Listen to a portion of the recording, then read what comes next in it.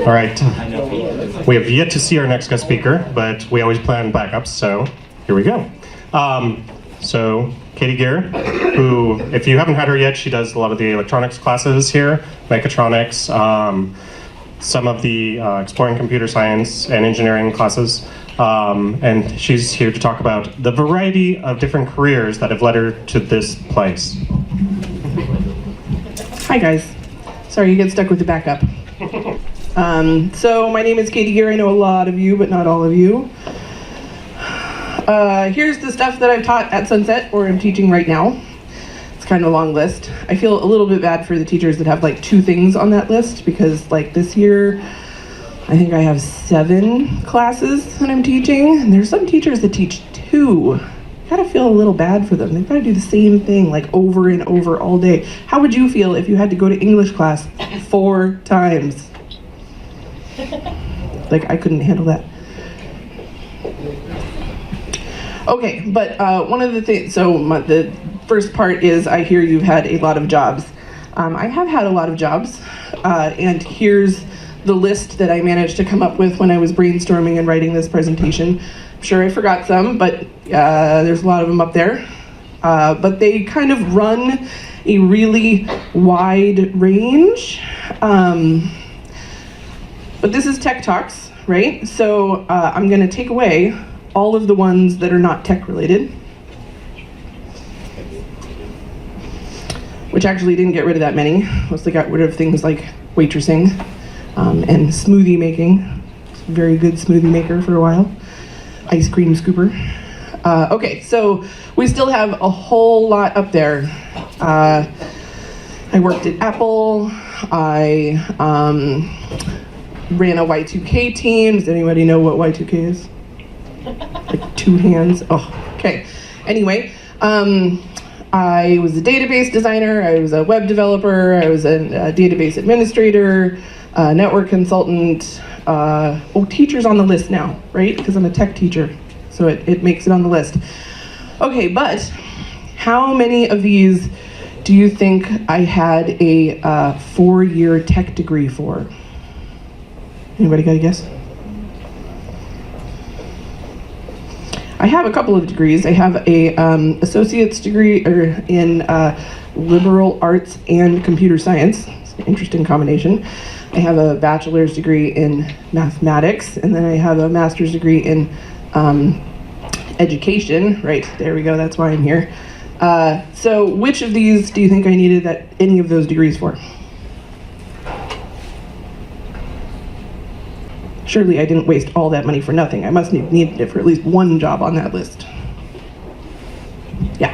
You needed an education degree for teaching. I did. I needed the education degree to be a teacher. Good. Any others? Yeah. Computer science for database architect. That would have been helpful, but no. Any others? Okay, so I'm going to take away all the ones that I used one of my degrees for, or had to get a degree in order to get that job. So yes, teacher was the only one on that list. Good job.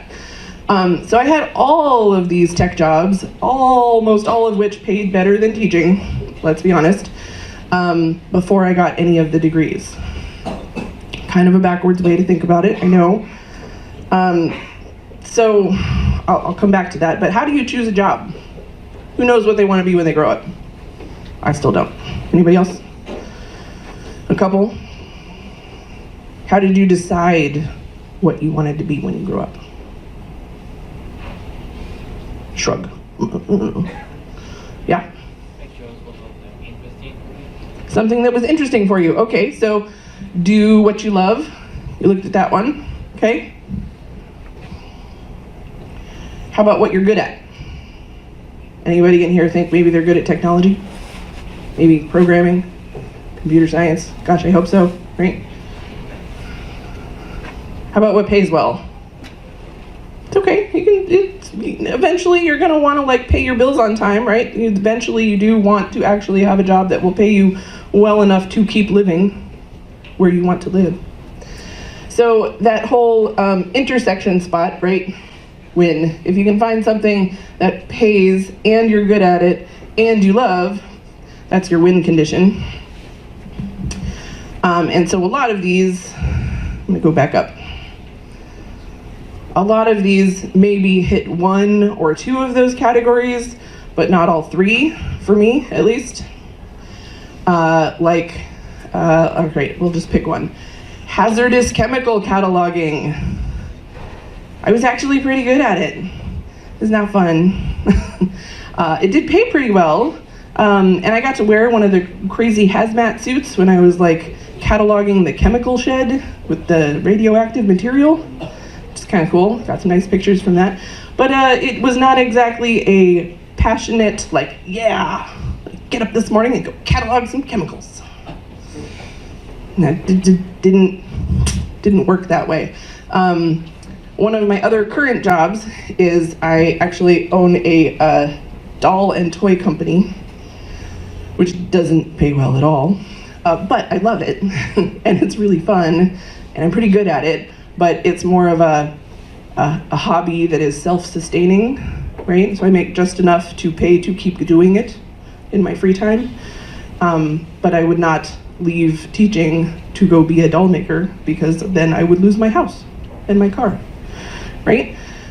So finding a spot where all of those things kind of overlap is probably the best piece of advice I can give you.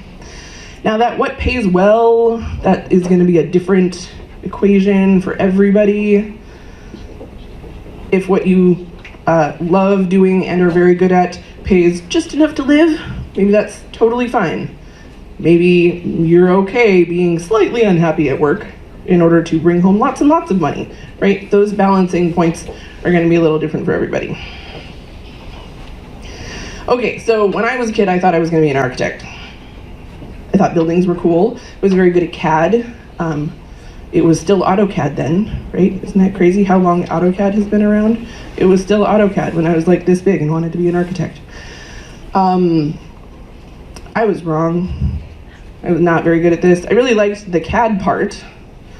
And I liked kind of, oh, I'll make this building. But when you got into the actual like, oh, and I have to measure everything and make presentations, I didn't like that part at all.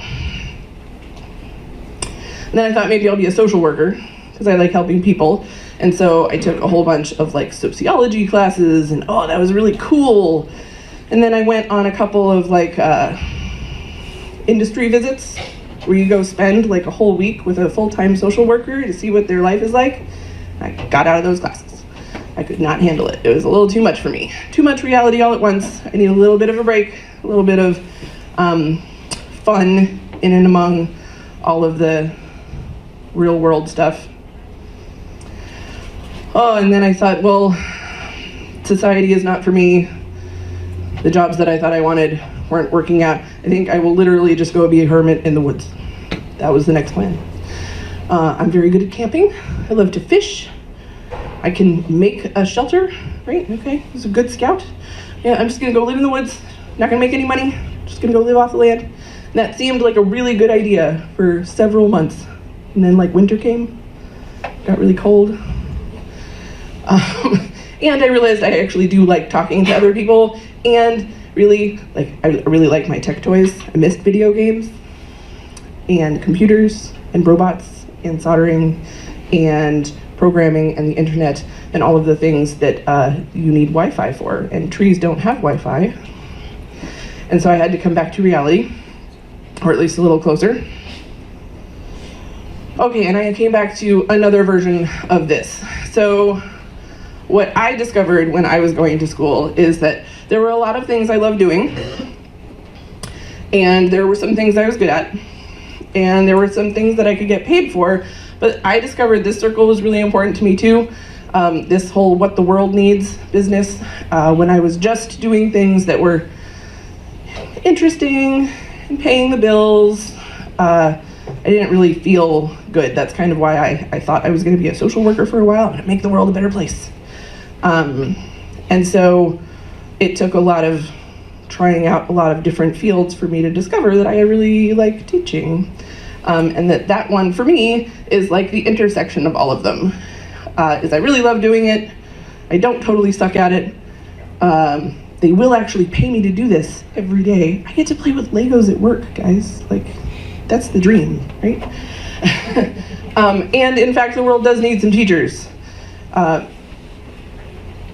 You can get people to wax poetic about just how important or not important teachers and doctors and all sorts of other people are, but the reality is somebody has to be here talking to you guys. Somebody has to let you build robots in class, right? Somebody has to get you into programming and soldering and help you figure out what to do with the rest of your life. And I had some really great teachers, but not until college. Pretty much all of my high school teachers just sucked. It was not a good experience for me. I did not enjoy high school. So if you ever have those days where you're just like, oh, I'm not going back, I totally feel you. High school was not a fun time for me. It's very ironic when I talk to people I went to high school with now, and I say, yes, I'm a high school teacher. They're like, really? That's surprising. And so finally, I have, like, tech is what made it all kind of come together for me. And then I got my teaching degree, and I'm secretly a math teacher. But but tech has been in my blood a heck of a lot longer than math. So that is me when I'm, I don't know, about that tall, taking apart computers in my dad's computer company.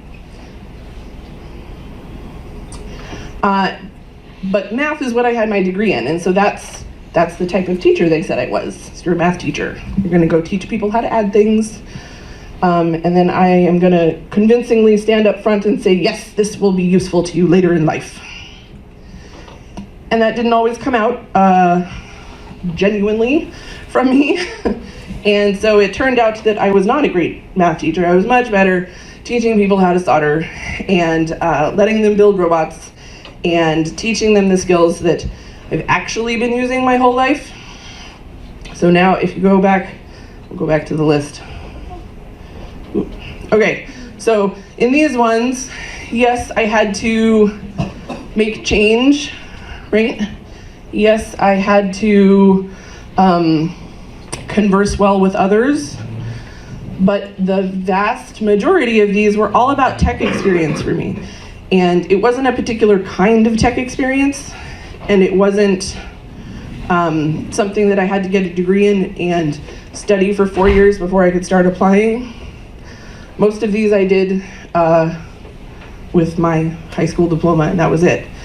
But it was really, really important to go out and try lots of new things. And it was really, really important to show up to a job interview that I was woefully unqualified for and say, yes, I can do this. And here's why I know I can do it. And I can learn anything. Just give me the manual and I will go home and read it, and I will come back and be able to put it into practice on Monday, right? So I want to encourage you guys to not wait until you've graduated with a degree before you figure out what you want to do and before you start doing it.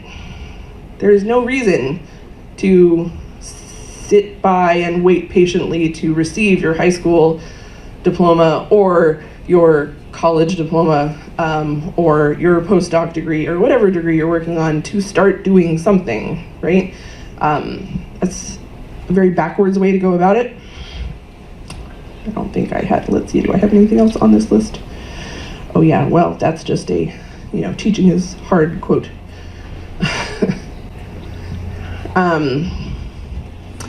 Mostly, let's see, I think I have like 5 minutes of talking left. What do you guys want to talk about? I love all of the classes I am currently teaching. You have like More like 15 minutes. Well, I know, but it's supposed to be like 5 minutes of me talking and then questions, right? Okay. Yeah. I can certainly wax poetic about any of the jobs I've ever had. If you wanted to know what it has been like to be any of those things, I can put the tech ones back up there.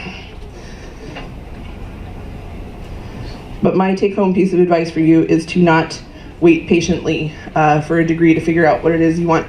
It's one of those statistics that I really like to throw out. So I had a very geeky, techie group of friends in high school, and we all kind of scattered and went off and got degrees and jobs and whatnot. And of the kind of core 10 of my group, one person is working in the field of the thing they got their degree in, right? So 2 of them went non-college. They went straight into work and are working still. The other, and there's me, and then the other 7, one of them went off and got a law degree and is currently a practicing lawyer. And every single other person went out and got a degree. College is good, I'm not going to tell you not to go to college. And none of the rest of them are actually working in the field that their degree is in. So it is more important to learn how to learn what you like, to be a good self-advocator, and to be able to represent yourself well. All of those things, I think, are more important than the piece of paper you walk in the door with. And it's really important to know what it is you want to do and to try a bunch of things, because you may think you want to be an architect or a social worker, but until you really see what they do all day, you have no idea if that's what you want to do. So this is the time, right now, and all through college, that you should be trying out all of those careers. Just go try them on. Find somebody to talk to. Let us know if you need someone to talk to. We can find people that will let you follow them around all day, right? It's really, really important to know before you spend $50,000 on an education that you're gonna like what you end up with, right? Okay. Does anyone want to know about any of those? Or other ones on the list? Yeah. So what exactly does like a database architect do? That sounds interesting. It is and it isn't. I thought it was really interesting because it's a lot like solving a puzzle, and it's in that particular type of job you end up doing a lot of programming. So who can name a database that you use on a daily basis? Yeah. Canvas. Good. What else? Instagram. Good. What else? Synergy. Anybody else? Every social media thing out there? Anything else? Minecraft? Parts of it? Yep. Anybody else? YouTube? Yep. Anyone else? Google Drive? Kind of implements like a database, yeah? Netflix? Absolutely. Right, we could do this for a really long time. Yeah? So databases can be really, really small. An individual company might have a database that just holds their customers, right? Or they can be big, like Netflix, or IMDb, or Canvas, right? They can be really big, really small. All it is ways to organize data in some way that'll make it easier for people to interact with, right? So how many people have made an Excel sheet? Yeah? Okay. So now imagine you have an Excel sheet that has 150 tabs along the bottom, and every tab has 10 million records. Seems kind of big, right? So how do you get information out of that? If now that is 150 tabs, each with 10 million records, how do you figure out which customer hasn't paid their bill yet? Sounds kind of hard, right? You might have to like do a lot of sorting and a lot of like scrolling through things, and that would be really rough. But you could design a database where all you would have to do is type in customers, balance negative, and you'd get a nice little report that shows you exactly who you should be calling and bothering. So that's what database architects do, and database administrators. So database architects are the ones that set those up in the first place, and I've done that. I don't know if that's on there or not. Yep, it's up there. And database administrators are the ones that kind of maintain, grow, and create reports as needed for a company. So they can be really, really tiny or really, really huge. I've done both sides, but it is kind of interesting. Anything else? Yeah. What is Y2K? What is Y2K? Oh, so year 2000. Y2K. So do you guys, maybe you've heard that there was all of this drama as we were moving from 1999 to the year 2000. People thought planes were going to fall from the sky and all of the banks were going to collapse and power lines were going to not work anymore. And why did they think that? Anybody know? Yeah. Is it because all the dates on calendars and stuff weren't set to go over to the year 2000? They were only supposed to go to 1999. Yeah, so how much space does your phone have? Gigabytes of space. Anybody? 64 gigabytes, right? Sure. So when we started writing programs on computers, we had like 16 kilobytes, right? It's like this big. So we go kilobit, mega, giga, right? So we had like this much space. So one of the space-saving things that coders did is they said, well, we only need 2 digits to hold the date, right? 79, 80, 81, 82, 80, it's gonna be fine. Nobody worry about it. 83, 84, 98, 99. What comes after, 2 digits. What comes after 99? 0. So as far as the computers are concerned, it's 1900. Right?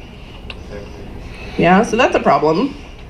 And so there was a lot of drama around, okay, well, what's going to happen? What's going to happen is all the computers are going to think it's 1900, and so the airplanes aren't going to know what time it is, and they're all synced, so they're not going to fly. And the banks will think that your account closed in 1900, and so you won't have any money.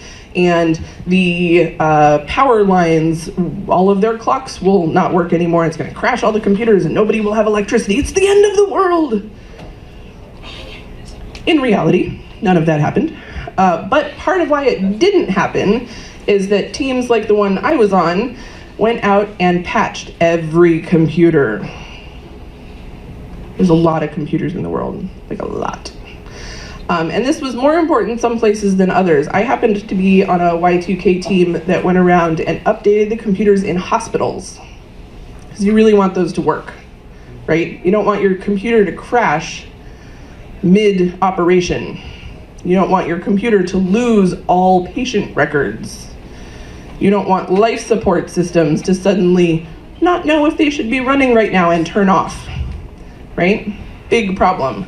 So we had a little patch that we had to go do and run around to every computer in all of our hospitals and update the BIOS, right? BIOS? What's BIOS? Anybody? Yes? Basic input output system. So we were updating that and the CMOS settings on the motherboard so that it had 4 digits for the date. All is well.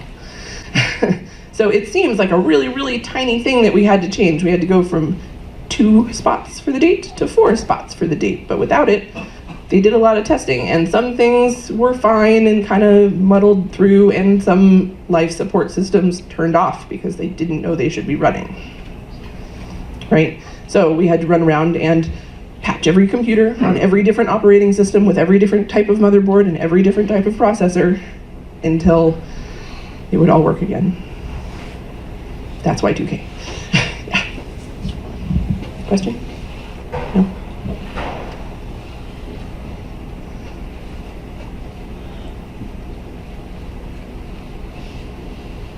Others? So one of the ones up here, let's see, do I have one up? So the hazardous chemical cataloging. I've actually done that twice. And that was a really interesting one because I was woefully unqualified for that job. There's no way I should have gotten that job. That really should have gone to not only a computer scientist, but probably a chemical engineer. And I was not either one of those things. I was just somebody with a pretty decent resume who came in and said, yeah, I can do that. And on time. I don't know how to do that, but I'll learn this weekend. It's gonna be fine. And so the first time it was going through a research facility and finding every chemical they had anywhere in that research facility because they were moving to a new building and they needed to know what they were moving and what level of hazardous waste and hazardous chemical containment they had to hire for their move. That was a lot of chemicals. A lot of really old chemicals in jars where the labels were totally worn off and I had to try and figure out what might be inside. Definitely not qualified for that. And then I did it again for Shell Oil when they were doing a chemical map of a new facility. So you guys know that there are chemicals that are very, very volatile, right? And if you get too much of them in one space, they can do things like explode, right? Okay. And so in addition, if you work at an oil refinery where things like fire happen, you have to be very concerned about what happens if there is a fire in one of my buildings. Is it going to cause a really, really, really bad fire or explosion if it reaches any of the chemicals I have? Does that make sense so far? Okay, so what I was doing for them was doing a database and program that heat mapped all of the chemicals in their area, on their refinery site, right? And so building 42A has these chemicals, and this is where they're stored, and this is the volume of them, and this is what would happen if that building caught on fire. And building 42B has these chemicals, and this is what will happen if the building catches on fire, and how much we have, and what sort of containment we need to do, because they have to be able to tell the CDC and the fire engines when they get there where the danger areas are, okay? So previously, before the database and the heat map, they just had like a list. And they would say, oh, building 42 is on fire, here's a list of the chemicals inside. And so nobody had ever noticed, for example, that in building 42A, they had piled all of their chemicals on the far west wall, and then 5 feet away, 42B had piled all their chemicals on the east wall.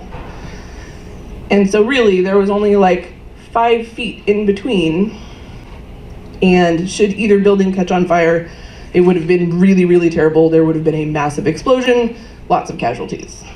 But because a computer sciencey person had never made the heat map to say, well, that's practically like having them all in the same building, can't do that, they never would have known. Okay, that was pretty cool, but massively unqualified for that. They should not have given me that job, but it was really cool. And led to future ones as well. Other questions? So what do you do if there's a job that you want, but you're not qualified for it? Yeah. You become qualified. How do you become qualified? Go to college and school. Okay, that sounds like it would take a really long time. What if you want that job tomorrow? Use Google. That's a really good answer. Google is totally your best friend. This was harder when we didn't have Google. It was. Yes? Just act qualified enough to learn as you go. Yeah. I mean, honestly, there's nothing wrong with that answer. Act qualified enough and learn as you go. Because it is more important that you know how to think and how to learn than you have a long list of things that you already know how to do. How many computer languages have you guys learned by now? Just think in your head, try and count them up, and give me a show on your hands. How many? 1, 6, 2, 4, 2, 1, 5, 1, 3. Okay, 5, excellent. Think about the one that you know the least. Would you put that one on your resume? Yeah, probably, right? What if you put that one on your resume and then it turns out your whole job is that language that you just barely know? Is it gonna be okay? Yeah, why? Because you're gonna learn. Because you're gonna do it all the time, starting on your first day, and you're gonna get really good really fast. So at this point in my life, I haven't counted recently, it's 15, 20 computer languages. I don't know, if I was gonna list them all, that's probably what I would come up with. Can I do all of them from memory on demand? Oh, God, no. No way.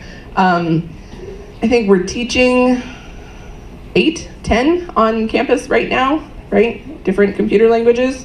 I can't even do all 10 of those. From memory on demand. Is it important that I be able to do that? I mean, I'm your teacher after all, right? I mean, not literally this class, but in general, I'm a teacher. Should I be able to do all of those languages off the top of my head? What do you think? You think so? Maybe not? Why is it okay that maybe I can't do that? Yeah? You can look up the, Because I can look it up. there's like tons and tons of There's documentation. so much documentation. And even better, you know what I definitely do in my classes is I am very comfortable saying, I have no idea. Let's look it up together. Because it is not important that you necessarily have absolutely every single thing memorized all the time, right? It is really important that you know how to access the information you need when you need it. So if I don't know how to do something, I don't have a problem with that. I'm okay with saying, I don't know how to do that. We should probably look it up. But I'm going to stop and come up right next to whoever I'm working with and type it into Google together, right? Because is it always the first answer? Yes. Wikipedia. Wikipedia is where you get your coding information. I'm very worried. You might want to. Okay, it's probably not the first answer. And maybe what's more important than knowing everything by heart is knowing how to look something up, right? So what words you type into Google matter a lot, right?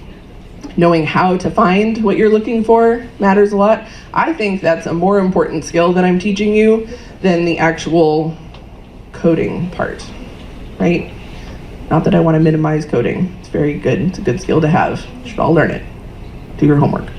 But the more important skill that I have to offer is how to learn as you go and how to figure out what you don't know. And then how to confidently walk into a room and say, yeah, I can do that. Totally. By Monday. Sure. Yeah. If they ask you really specific questions about it, like, So if somebody asks you really specifically, how would you implement, this library in that exact way? What should your answer be? What would your answer be? I have no idea what you're worrying about. So that's probably not an answer that's going to get you a job. What else you got? Anybody? You're at a job interview or an internship interview. Or your teacher asks you. How are you going to implement that? Here's a library. How do you plan on implementing that? What commands are you going to use? What would you say? I would probably say honestly that I don't know how to do it, but then start saying the steps I might take to solve that problem. Yes. Be like, I haven't used that library before. That's a really good question. I think what I would do is I would go to my documentation and look up the library and look up these particular steps. And what it is really similar to is this other time that I had to use a library that I had never seen before. And I can tell you about that. Right? Okay. See, now we're actually getting close. Do you have another question? Yeah, so how did your graduating from high school help you in getting any of these jobs? It didn't. So I didn't graduate high school. I got my GED when I was 16 because I went to a much smaller high school that didn't have any interesting classes for me to take. We had a computer class called typing. We had an art class called art. We had we had a photography class, but you had to pay to be in it, and I didn't have the money for that. We had a yearbook class, and I was the yearbook editor until I left. And that was about it. So they basically said, well, we can bus you to the college, and you can take classes there for high school credit. And I said, wait. So you're gonna bus me to college, I have to pay for the classes, and I'm gonna get high school credit? And they said, yes, that's the plan. And I said, well, am I also gonna get college credit? And they said, no, this is to graduate high school. And I said, well, could I just go to college instead? And they said, well, you'd have to go get your GED. So I went and got my GED, and that's what I did. And then I got accepted after that to UC Santa Cruz and went there and realized that I didn't like it and I was not ready to go to college and I would rather go to work. So that's what I did. And I had experience and jobs in high school doing a lot of this stuff. Let's see. I did copier repair in high school. I did web design in high school. I was an ISP manager in high school, and an administrative assistant, and a cable runner, that was like middle school, and a phone system designer, that was middle school, and graphic design in high school. So I'd had enough job experience. And some of these, the first time I did them were free, right? I went in and I said, I think I have these skills and I want to do it and I will work for free so I can put this on my resume. So a degree was not part of my equation until a lot later. Really, almost none of these relied on anything other than prior experience. Anybody else? Now, this is not me advocating to leave high school. You have a lot of cool classes to take that I didn't have, so it's worth sticking around. But you also shouldn't wait patiently until you're done with everything to start figuring out what you want to do, because then it's too late to change your mind. It's not too late. It's never too late. You can always change careers, but you don't want to invest 6 years of your life and $50,000 before you figure out whether you like the end result. So this is me advocating to work often and early, even if it's not for money. Anybody else? Have any other? Yeah? My most fluent computer language? I do a lot of Arduino right now. I'm pretty good in JavaScript. I've gotten very good at Python. I would say that I'm fluent in whatever ones I'm working on right now. Because whatever you're practicing right now is the one that's in your head. So Python, Arduino, JavaScript, Java, C, yeah, are probably the ones that I'm practicing the most right now. Assembly, basic, PHP, SQL, do all of those. C++, though it's been a while. Should ask him those questions, not me. Yeah. Anybody else? Yeah. Oh, that's a really good question. What companies did I work for with all these tech jobs? So some of them, like I worked for Apple, I worked for Shell Oil, I worked for Microsoft in their support division for a little while. I worked for Xerox because they do a ton of tech support across a whole lot of different products. But for most of these, I worked for myself. So I was an independent contractor, and I had a consulting firm. So I had a limited liability corporation called Ernest Consulting, because that was my maiden last name. And those are the jobs that I went out and fought for. And I said, you should hire me as an independent contractor. They would hire me for a specific task or job time, and they paid me directly, and then I had to figure out like taxes and stuff on my own. But so I was a independent contractor, my own consulting firm. So they paid my consulting firm, and my consulting firm, which was myself, paid myself. Yeah. Have I ever done C++? Yes. Do I practice it regularly right now? No, because he teaches that class.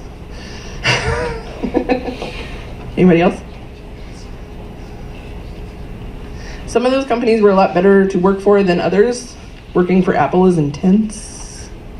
Like, wow. They take their security really seriously. Not that not all companies do, but they were like, if you hold the door open for someone when you walk in, you're fired. Real thing, actually happens, right? Because they want to really control who's in their building and in their space and who isn't, right? Serious background checks before you could work there. You had to check your cell phone before you went on the floor so that you wouldn't take pictures of proprietary information. They had managers that walked the floor with scanners to tell if you had a on cell phone or device, and if you did, you were escorted from the building and fired. Intense. Some were a lot more relaxing to work for, and some of that stuff about working in tech and startups and having, the pool tables in the break room and free food, and yeah, most of those are true. But there's a really big difference also between working for a small startup and a giant company, right? So we had way more perks at Apple than we did at any of the small companies I worked for, but then you had to deal with like the crazy and the intense. Whereas the startup, you know, you could come to work in your pajamas and that was pretty normal. Of course, you also had to work like a lot of hours, whereas at Apple it was like, here is your start time and here is your stop time and you may go, thank you. Anybody else? Good? Okay. Okay. I think we're gonna, we're gonna plug a couple of things for other people. So there is a class offered by Andrew Heinz, who's an Intel guy that comes in Introduction to Basic Concepts of Engineering. There's an info session on December 11th. There's a flyer for that up here. There's also Sunset Design Week, which is coming up, so you can get a flyer for that. There is the Tech Week passes. If you haven't been to AT activities yet, we got to buy prizes, like 50 of them, and they're fun, and so you should come to AT activities or the Hour of Code in your AT and get entered for prizes, because that's awesome. And the Curly, this is a Curly, believe it or not. Congratulations, you've completed another checkbox on your graduation list, but you have to actually fill out the form. You're gonna put it in Canvas. So there's going to be an assignment. There's gonna be an assignment in Canvas that will have an attachment to the Curly form. Just be sure to fill it out completely, turn it in both for class credit and turn it in to your grade level 1 for your Curly credit. Anything else?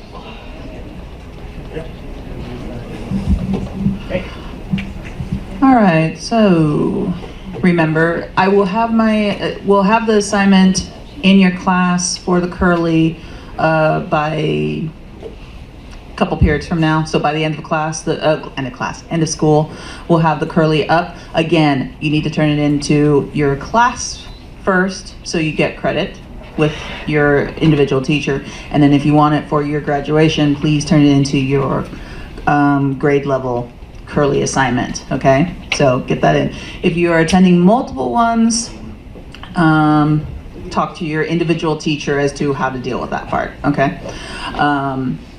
And that's pretty much it. So we got 1 minute left, so we're gonna let you stand up, stretch, get your bags, and have a lovely day.